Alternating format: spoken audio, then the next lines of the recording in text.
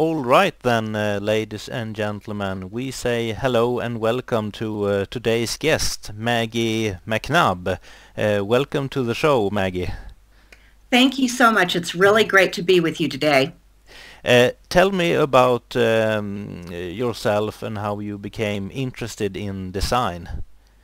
Well, Martin, I was raised in a rather bohemian family, I think you would say, in the Southwest. I was pretty much raised in Santa Fe, New Mexico, which is a fairly unusual small city in the Southwest. It's not a typical American city. It's got a lot of Spanish and Native American influence that has been retained on purpose. And my parents first moved here in 1960, and my father was an architect. So I think a lot of my design interest has come from him. Plus, he was an artist. So I've been drawing my entire life, as a kid in particular. And my parents would take us camping and horseback riding, and we spent a lot of time outside. We have immense skies in the Southwest. You know, they go from edge to edge, and there's no huge buildings. We do have mountains, but they don't obstruct the view here. New Mexico is known for having incredibly beautiful turquoise skies, about the color of my top today, and that just go on forever. So, you know, it was just really an incredibly beautiful place to grow up in as a kid. And, you know, my dad would tell us stories about, well, he used to read science fiction to me as bedtime stories, which was pretty cool. He was an unusual guy. But he was an architect very much along the lines of Frank Lloyd Wright. Very interested in nature, very interested in organic forms, very interested in particular in the New Mexican style of architecture that came from the Pueblo Indians, which looks like it's rising right up out of the dirt. You know, one of the complaints that people have that come here from the east or west coast is it's very brown here.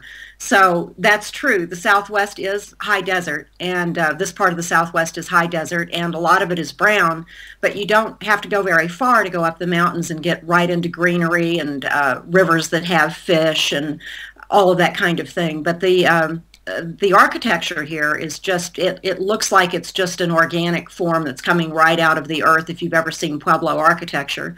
And my father worked for John Gamim when I was a child, who is a rather famous designer of the Southwest, who really reinforced, particularly in the 30s and 40s, he designed a lot of the campus buildings at the University of New Mexico in Albuquerque along the territorial and Pueblo style design. So he sort of introduced it as a way to design institutional buildings, which helped retain a lot of the character. One of the issues I have with modern day culture is there's this homogenous thing that seems to be occurring with mass modern culture affecting every corner of the earth, every person of the earth. And, you know, I love the distinctions between people and places. I think they're important. And, you know, different places have different things to offer, and they're all wonderful. They're all different.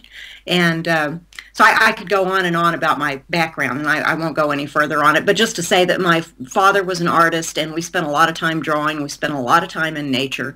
He bought me my first microscope when I was about 8 years old, and we'd get pond water and look on the slides at the pond water, and I would see, oh my God, there are worlds all around us that we're not even aware of, reinforced by science fiction, of course.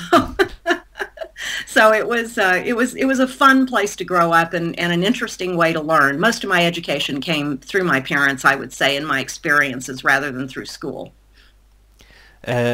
Your work and design philosophy have been getting a lot of attention in the last 3 decades. Can you tell us about both the practical and theoretical aspects of the philosophy? Well, it's sort of been a philosophy that's been in development as I've experienced it. I mean, I started winning awards for my logo design work very early on, way pre-internet. I started my business in 1981, so over 3 decades ago. And I got my first national recognition 2 years later with having a logo published in Communication Arts Magazine, which is a United States produced magazine, but it's very high profile. It's recognized, and has a lot of credibility. And so to have a very small, young woman, independent designer in the early 80s up against all of these huge ad agencies on the east and west coast coming out of no place, basically, New Mexico, but clients with no budgets, it was a pretty big coup to have that happen at such a young age. And then it kept happening. I kept getting national recognition and international recognition for, in particular, my logo designs, because I'm good at refining information down to the essentials and making it relative to everyone. Making a relationship, I feel, is extremely important, and particularly in something like a logo design that has to be very concise and very everything extraneous has to be stripped away from it, but it has to still communicate, to a lot of people, but not in a redundant or cliched sort of a way. So it's a real talent to be able to balance something that communicates to everybody but hasn't already been seen too much. And that's a chord I seem to have struck with my design. So the University of New Mexico began to ask me in the mid-90s, after I had rather established myself, to come and teach logo design for them. And I hemmed and hawed for a few years because I couldn't really see myself teaching, wasn't really sure I had anything to share. This is the thing that people do. We don't think we have anything to contribute, which is crazy. We're all here to contribute something. So now that I'm over 50, I've got no problem contributing. But it seems to be something that we have to learn to do with ourselves. And so I finally did go teach part-time at UNM, and that evolved. Once I started to teach my process about how I design logos, I began to understand what I was doing, which was to connect the relationships that are relevant to everyone in the world. And what else do we have in common, all of us, other than nature? And this artificial division that we have from nature, or the division that's been created by modern culture and technology from that which we cannot be disconnected from, has become kind of a crusade for me. And it's just evolved into a whole philosophy of looking to nature to problem solve. It's the most creative problem solver there is. It's had billions of years of experience, if you can even put a time frame on it, which is sort of absurd because I don't think that time is very relevant to nature. It's only relevant to us. And it's got, once you recognize these simple core universal truths, principles that nature uses to problem solve, and understand what certain principles, patterns, and shapes actually do in the world with energy. We all know this at an intuitive level, and if you're able to embed it into your communication, your visual communication, whether it's architecture, graphic design, environmental design, it doesn't matter. Any of the design disciplines, you have a piece of, you have something that communicates with anybody. My father did this really incredible, it was never actually constructed, but I have the elevations of it in the site plan.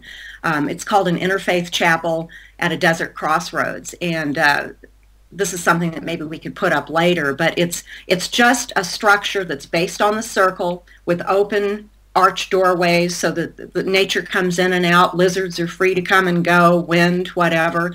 And of course, the circle is the universal shape of wholeness. In geometry, it's wholeness. In dimensional space, it's the zero dimension. It's where everything starts from and expands outward from. So all geometric shapes start with a circle. All life starts with a circle. The cell, down to the cell being fertilized and then dividing, it's the same. It scales. It's self-similar. And when you begin to understand these things and can implement them consciously, a lot of designers just do this intuitively, and they sometimes hit on the right kind of idea for something that relates to everybody. That's what good design is. But if you're able to do it intentionally, doesn't it make a lot more sense to plan out the kind of communication you're making, so that it does communicate in a more universal way and is actually a usable, effective piece of communication that serves the audience. The overall push that advertising does to people, I believe, is incorrect. Advertising is a sideline of design.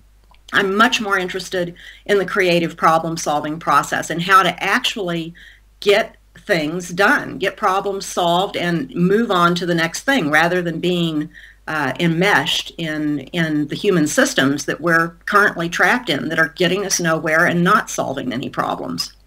So it's like what universal pattern in nature communicates best this client's message? Is it like Exactly. Yeah, exactly. And it's a combination. I mean, you can't just use a pattern. Obviously, you need to embed other information into it to give it more depth and meaning to people.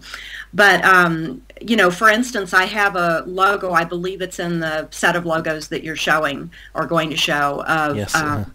Iztec, which is it looks like a Native American headdress or a Mayan headdress embedded with technological circuitry. Yes. So that's very clearly a branching pattern. And in nature, the branching pattern, the patterns are clear. They perfectly visually express what they're doing with energy in nature. The branching pattern is moving energy from one place to another place. It does it in our circulatory system, the branching system in our nervous system, our blood system. It does it in trees, pulling nutrients out of, with the roots, pulling nutrients out of the soil, going up through the trunk, out through the branches, into even the veins in the leaves of the tree that actually function like hands. They capture energy and convert it miraculously to food. I mean, nature is just the most amazing thing. It's in front of our faces every moment of every day, but exactly because of that, we tend to ignore it. It's kind of like breathing in and out. We're not conscious of our breathing. But these principles in nature, we know and we've read as long as human beings have been around. This whole civilization thing we're doing is relatively new. It's about 10,000 or so years old. Domesticating animals, agriculture, all of those things are really not our natural state. They're something that has been developed and is still very new. And prior to that, we have millions of years of experience of understanding nature's patterns and reading what they mean to us for surviving. So it's just connecting us back to what we've always known. You know, so the first section of my book is called Remembering What We Know, because we all intuitively do know this information. So you can say that you are speaking to the instinct instead of speaking to association created by culture, because the instincts are more directly into the soul. Yes. Yeah, my design does not speak to the head. My design speaks to the heart. And I really believe that any effective design has to intuitively resonate with the audience before it even has an opportunity to make it to the head. This is valuable real estate up here. And we've got so much junk, information junk out in the world that serves no one, that is redundant. There's something like, I'm sorry I can't cite the source, but it's been studied more than once.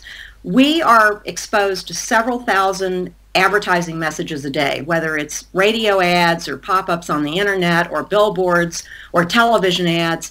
They're continual. I mean, several thousand a day. Can you imagine that? It's just phenomenal. So people have developed very sophisticated filters.